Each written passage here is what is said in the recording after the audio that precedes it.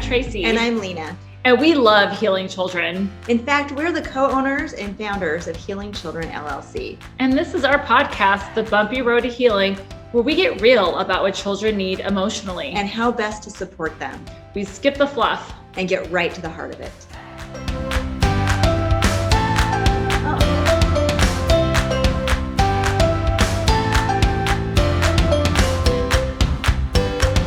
Sometimes we have kids when we're giving them discipline, or we tell them no, or holding them accountable for some of their behavior. We have kids who it results in temper tantrums. Mm-hmm. So maybe they throw things, or they destroy the classroom, or they're running away. Mm-hmm. And all of that just kind of escalates the situation. Yeah.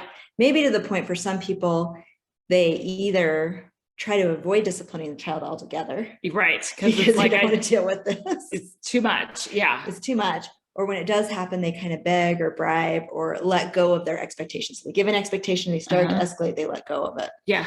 And neither one of those, if you use either of those solutions to the problem, unfortunately, you send a nonverbal message that you don't believe the child can figure this out. Yeah. That they are too weak to follow the same expectations of all the other kids around them. Yeah. Other times what happens is you get into what's called a power struggle. Okay. And a power struggle is when we as adults, or, maybe we're emotionally upset too, mm-hmm. we really don't believe the child can figure this out. And we use tactics such as anger or shame to force them to behave, mm-hmm. or we're using lectures or threats, or maybe we add on extra punitive consequences, mm-hmm. like they're not behaving now, so I'm going to do this. And then they're not behaving, so I add this on, and then I add this on and add this on. Right. And it just continues to kind of explode between the child and the adult. And really, I think the goal of a power struggle lots of times is I want this kid to realize mm-hmm. what they're doing. Mm-hmm. They're making my life difficult as the adult. They are making their own life difficult. And I want them to be aware and knock it off. Yes. And just do what I say. And really internalize what's going on, not realizing that when we're using a power struggle, we're really just hurting the relationship with the mm-hmm. child. Yeah. Well, and oftentimes too, a lot of these kids have grown up where they've learned how to wait the adult out. Mm-hmm. So they know that if they throw their temper tantrum long enough, refuse long enough, eventually the adults back off. Yeah. They'll lecture me. I just have to put up with a lecture. Mm-hmm. And then I'll get my way. Mm-hmm. Or they'll feel guilty about lecturing me or using anger. They'll feel bad about this and I'll get my way. Yeah.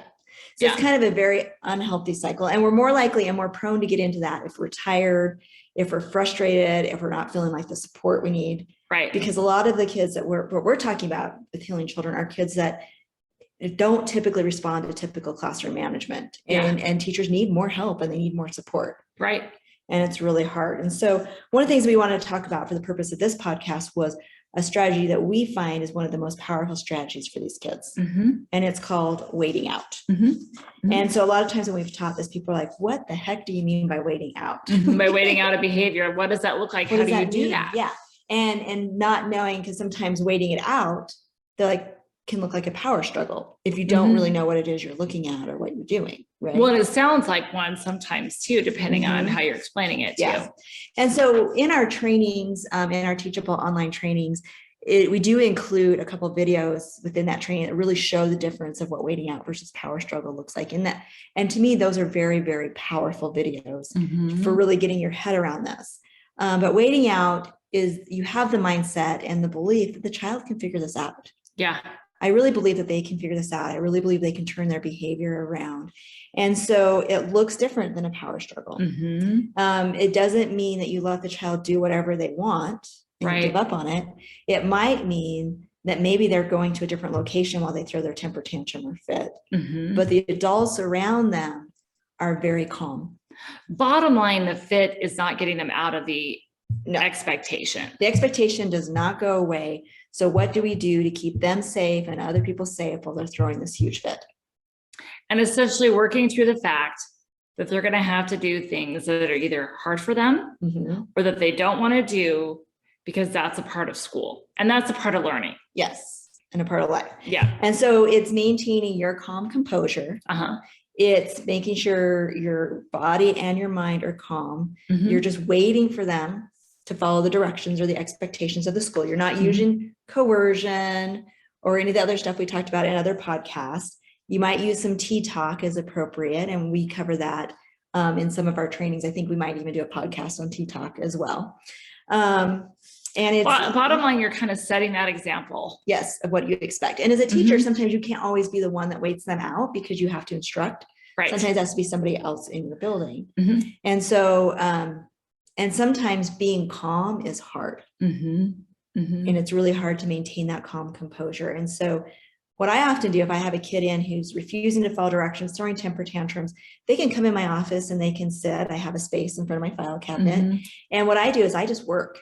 I just get other things done, and that helps my body maintain calmness. And so there's times I'll get a lot of reports written. Right. So I'm fine. I'm happy. And then that goes back into co-regulation, which we talk about in another podcast, is they're kind of saying, I'm calm and happy. I'm not too worked up about this. Right. I believe they can figure this out. Yeah. And then once I notice they're calm, then I can say, are you ready? And then they can follow the directions. And we go back and we follow the original expectation. And it's thinking about, what is a child learning in that moment? They're learning that even if I throw a fit, this adult is still going to maintain those high expectations that I can do my work. They're going to provide the help that I need when I need it, when I'm willing to do more work on this issue than the adult.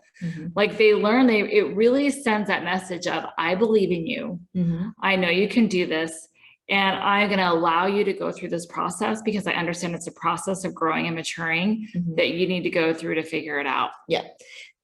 So think about even when we were all kids, right? And we would misbehave at home, and maybe we were kind of snotty or jerky, and our parents would send us to our room. It's the same idea. Yes. And at first we would be mad.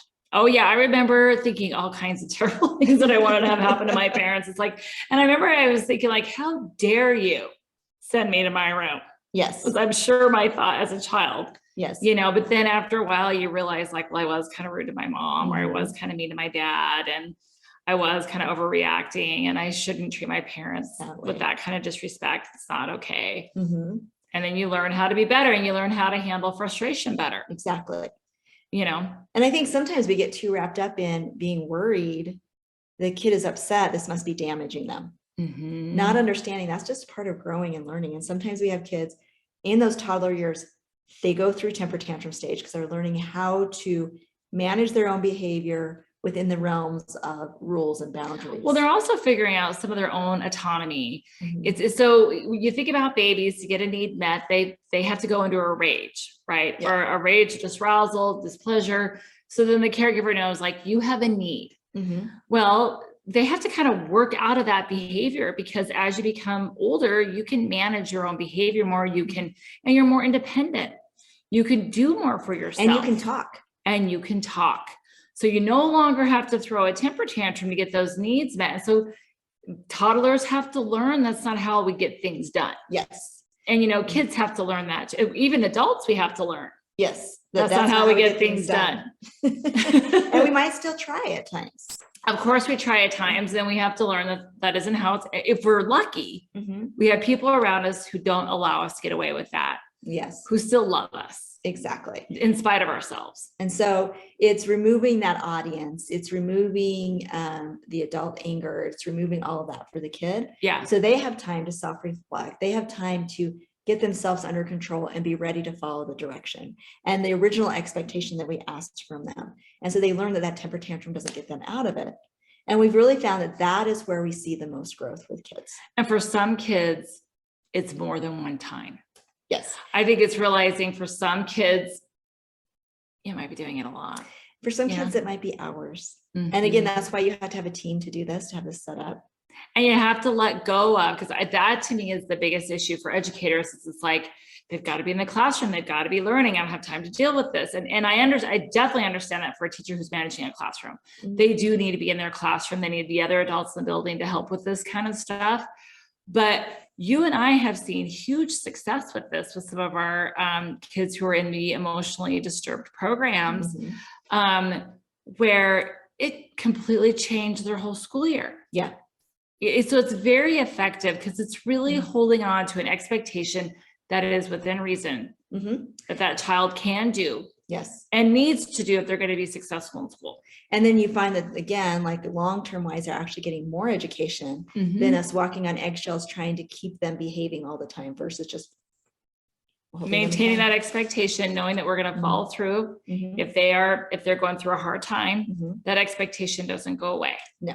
And then it's an adult learning how to be calm, because it's not easy, because there's some adults who don't like the silence, that want to feel the silence or feel like they have to talk the kid into behaving. And so we do a lot of training with our people on what does that look like. And for some people, I'm like, find a book that you've always wanted to read. So when this happens, you can be excited that you get time to read while you wait for the child to calm themselves. That's right. That really helps you have the right emotional state within your body to do this. Yeah. And then remembering what was the original expectation. And we even had one group of educators come to our training that the original expectation that created a whole blow up and destroying of the room was asking a child to hand them the pencil. Yeah. So when it was over and they had fixed their mistake and cleaned it up, they had to go back and say, can you please hand me the pencil?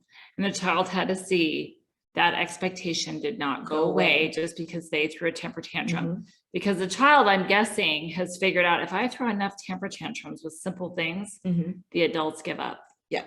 They give up and I don't have to do it. And I know there are some theories out there that are like, why are you guys making such a big deal out of this? Because, maybe this child's had trauma or this child's had something else. But the reality is, if children don't learn to follow those small expectations, that child can't heal from the trauma. No. They stay stuck in it. And we don't want that for kids. Well, I think what's hard, it's an interesting dynamic with healing because there has to be humbleness to heal. Yeah. Healing from stuff isn't comfortable. No.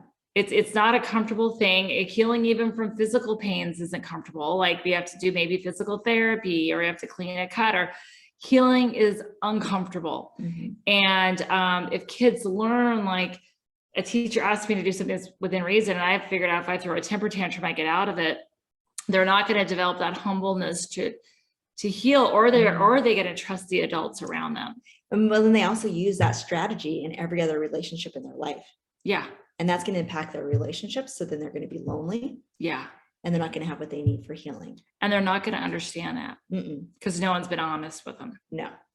And so that's what we believe. Let's be honest with these kids. Yeah. So if you want to learn more, like I said, we have a separate training called, I think, Power Struggle versus Waiting Out and Teachable. In addition to this training is integrated into our trainings where you can get college credit. Yeah. But I do think it's good to see the video clips that we have as part of this because of that they are so powerful in what that looks like for us. Yeah. And then we also always have our book, Healing Discipline, Bringing Hope to Shattered Lives, and many blogs and podcasts that you can watch. If you like what you're hearing and you want to learn more, you can go to our website at www.healingchildrenllc.org. On our website, you can read more about who we are. You can look at our online trainings. You can also look at our blogs on a variety of topics. You can see our most new and up-to-date podcasts. You can also engage with us in a variety of ways, such as liking us or following us on social media. You can even hire us to come in. Or you could email us or call us. Exactly. Make sure that you sign up for our email list so that you can get the latest information about what we have to offer, including live trainings in your area. Yes, so let the healing begin. Thank you for joining our podcast, The Bumpy Road to Healing. The Bumpy Road to Healing is sponsored by Healing Children, LLC. We are both educators and mental health professionals, which gives us a unique perspective on working with children both in and out of the school setting who have severe emotional and behavioral concerns. Our mission is for all children to be emotionally healthy, happy, mature, and responsible. As adults establish healthy relationships and appropriate boundaries, we believe that children are more likely to grow and prosper. When adults understand the impact of trauma, entitlement, disruptive attachment, and child development, including conscious development, they can better create healing environments for children. To learn more about us and what we have to offer, go to www.healingchildrenllc.org.